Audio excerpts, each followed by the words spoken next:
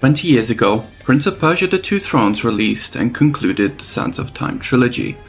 2 decades later, this game stands as a beautifully crafted conclusion, one that blends fast acrobatics, thoughtful storytelling, and engaging combat. Today, I want to revisit The Two Thrones and appreciate what made it such an incredible ending to one of gaming's most iconic trilogies. The Two Thrones had an impossible task. It had to blend the fantastical elegance of the Sands of Time with the brutal gothic tone of Warrior Within. And for the most part, I think the game did this pretty well. And nowhere is this more evident than in its setting, Babylon. The city of Babylon is packed with a breadth of unique spaces, from its grand royal terraces to its shadowy broken streets. It mixes the beauty of Azad with the harsh architecture of the island fortress, all while building its own identity through those vertigo-inducing alleyways and rooftops. Babylon feels alive, even in ruin.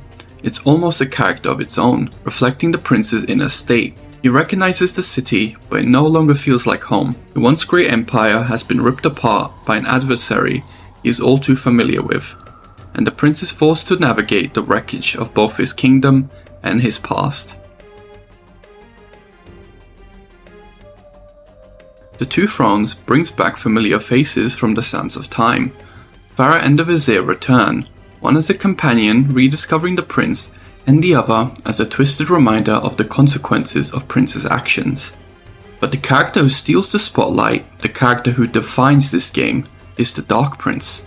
The Dark Prince isn't just an antagonist, he isn't just a gameplay mechanic, he is the shadow of Warrior Within. The violent, selfish, survival-driven mindset the prince adopted to escape his fate. And now, in The Two Thrones, that mindset talks back to him. He mocks the prince, he challenges him. He is the embodiment of every bad choice the prince made on the Island of Time, now stitched into his very soul. Gameplay transforms when he appears. His body becomes charred and cracked with glowing corruption, and he wields the dagger tail, his whip-like chain that changes how transversal and combat feel entirely. He's faster, more aggressive, and constantly losing health, which adds a subtle pressure to every moment you control him. It's frantic, it's dangerous, and it fits him perfectly. The Dark Prince is one of the franchise's greatest ideas, not just because of his gameplay impact, but because of the inner voice he gives the story. Through him, we hear the prince argue with himself. We hear his fears, his frustrations, his guilt, and slowly, through each argument, we watch the prince grow. The Two Thrones keeps what Warrior Within excelled at, which is its combat. The heavy, combo-driven style remains intact, but the game introduces something completely new, the speed kill system. This mechanic changes everything. Time your approach correctly, strike at the precise moment, and the prince can eliminate enemies in a single fluid cinematic attack. Done well, you can clear entire sections of Babylon without ever engaging in open combat. The game gives the player an extreme amount of freedom. Fight head-on like in The Warrior Within, or hunt from the shadows like an assassin. That choice, raw aggression, or precise stealth gives the gameplay a rhythm that gives The Two Thrones a unique identity. And when you pull off a long chain of speed kills flawlessly, the game rewards you with some of the most stylish animations in the trilogy. Looking back after 2 decades, The Two Thrones is an interesting paradox.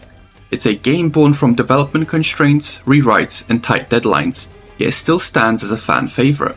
It carries the whimsical heart of the Sands of Time, the darker edge of Warrior Within, and blends them into a finale, while controversial to some, remains beloved by many. It's reflective, ambitious, and genuinely innovative. Even with everything working against it, the team managed to create a strong, memorable send-off for the prince. I want to end this by wishing The Two Thrones a happy 20th anniversary. The next video will be about The Two Thrones' cut contents. A lot of pretty incredible discoveries have been made just in the past few months. Things we have never seen before, revealing themselves 20 years later. I can't wait to show you that video, but for now, thank you for watching.